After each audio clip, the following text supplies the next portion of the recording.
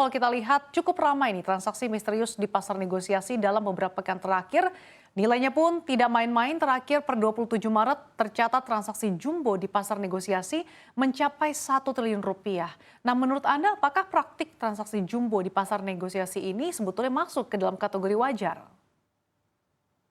Ya, kalau kita bicara tentang year to date di tahun 2023 ini, itu sampai dengan kemarin ada sekitar 600 triliun transaksi dan 88 triliun itu dalam bentuk transaksi di pasar negosiasi. Artinya sebenarnya hanya sekitar 15% ya dari transaksi yang terjadi dan rata-rata berarti per hari itu ada sekitar 1,5 triliun transaksi di pasar negosiasi. Jadi sebetulnya transaksi negosiasi ya termasuk wajar kalau hanya sekitar 1 triliun saja. Oke, tapi dikategorikan tidak wajar artinya ini berapa nilai transaksinya, Pak Wawan?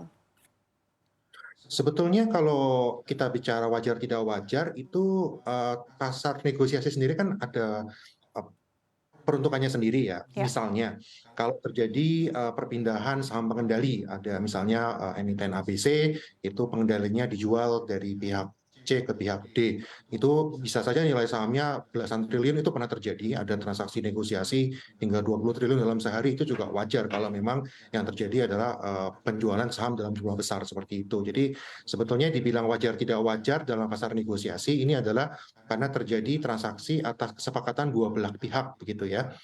Jadi memang dan itu sulit dilakukan di pasar reguler, makanya dilakukan di pasar negosiasi. Oke, apa sih Pak biasanya motif seseorang pilih transaksi di pasar negosiasi dibandingkan reguler? Tadi Anda mengatakan kalau di pasar reguler biasanya lebih sulit. Nah, ini kesulitannya seperti apa memangnya Pak? Ya, misalnya kita bicara tentang saham paling besar di bursa ya, saham BBCA. Itu saja itu rata-rata transaksi hariannya itu sekitar 200-300 miliar per hari untuk saham BBCA. Misal ada satu fund manager memiliki saham BCA senilai 2 triliun gitu. Ini mau dilepas, kalau ke pasar reguler dalam sehari itu bisa mungkin buat saham BCA auto reject bawah gitu ya, yang kapasitas cuma 200-300 miliar tiba-tiba diguyur 2 triliun. Nah makanya fund manager ini akan mencari pihak lain yang memang dapat menampung 2 triliun tadi lewat pasar negosiasi. Jadi transaksinya sekaligus. Nah, karena sekaligus begitu ya harganya itu negosiasi. Misalnya harga pasar BCA itu 9.000 bisa di atas atau di bawah itu tergantung negosiasinya.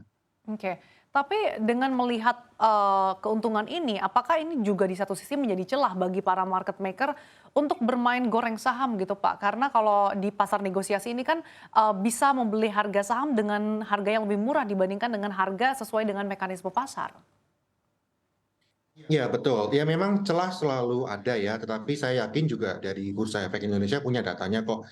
Ini karena transaksi negosiasi tetap dilakukan melalui dua broker begitu ya. Artinya dari sisi brokernya juga pasti tahu itu siapa nasabahnya, berapa transaksinya, itu juga pasti dilaporkan ke Bursa Efek.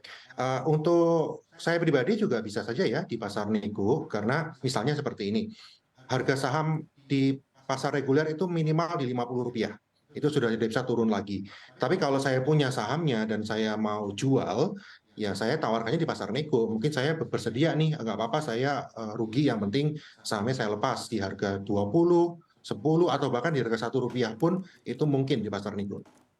Oke, Pak Wan, tapi kalau misalkan, kita lihat begitu sebetulnya, apalagi sih Pak yang harus, menjadi sorotan bagi para otoritas begitu? Satu sisi OJK juga saat ini kan menyoroti ya karena akan juga memperketat juga dari segi pengawasan transaksi negosiasi demi meminimalisir praktek goreng-menggoreng saham ini. Langkah apa lagi Pak yang harus dilakukan oleh otoritas untuk mencegah transaksi di pasar negosiasi yang tadi Anda katakan celah ini pasti ada?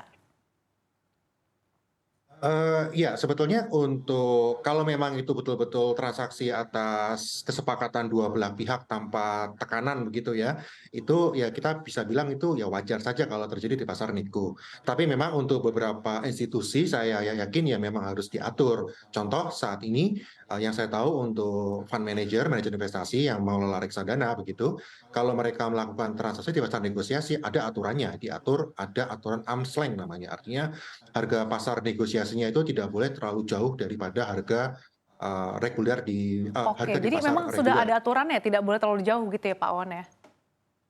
Untuk institusi tertentu seperti fund manager, tapi kalau dua belah pihak, retail begitu, setahu saya tidak ada aturan harus seperti apa begitu. Tapi kalau institusi yang mengelola dana publik itu ada. Oke. Pak Wawan, kita beralih ke isu lain di mana Bursa Efek Indonesia ini dikabarkan akan mengubah jam perdagangan dan juga aturan bursa lainnya seperti aturan auto reject atas bawah asimetris. Nah, apakah pandangan Anda saat ini melihat pergerakan IHSG yang sudah mulai rebound, ini sudah waktunya diberlakukan? Saya setuju dengan normalisasi jam bursa ya, karena dahulu pun sebelum pandemi itu sampai jam 4 sore kira-kira. Dan jujur saja dengan jam bursa dibatasi dari jam 3 ya memang transaksinya sempat menurun begitu. Dengan normalisasi, apalagi saat ini kan alasan utama dulu kan untuk memperpendek operasional bagi para pegawai juga ya. Sehingga karena ada masa pandemi, karena sekarang kita sudah lewati masa pandemi, sudah pasca pandemi, ya wajar saja kalau dinormalisasikan. Pasti akan menambah transaksi di bursa. Oke, seberapa signifikan sih akan menambah nilai transaksi? Karena kalau kita lihat secara year to date saja, rata-rata ini masih di bawah 10 triliun, Pak Wawan. Ya, banyak sebab ya untuk di bawah 10 triliun itu, apalagi kalau sekarang sudah masuk bulan puasa, sudah dekat Lebaran, ya most likely mungkin akan lebih menurun juga, terutama semakin mendekati bulan-bulan atau hari-hari untuk liburan Lebaran. Tetapi kalau diperpanjang dan asumsinya ya transaksi akan kembali normal itu di bulan Mei begitu, dan dengan adanya perpanjangan waktu ini ya harapannya bisa naik di atas 10 triliun per hari.